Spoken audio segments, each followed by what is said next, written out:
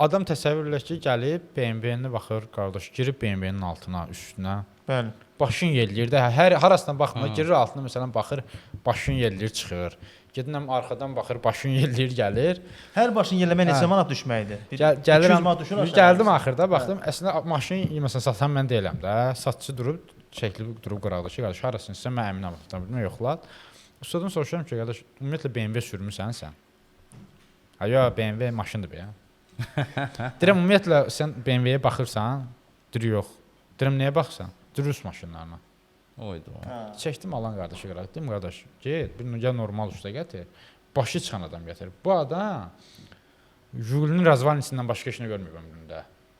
Bu BMW-də nə axtarır bu? Elədir. Bu sənə deyə bilər, ola məsələn başı çıxırsa ya dəmir işin, ki, vurulub vurulmayıb. Bunun başqa heç nədən başı başqa digər hissələrdən belə çətin olacaq. O çox çətin məsələdir. Yəni gərək avtomobildən anlaşılan bir məsələ eləsinlər.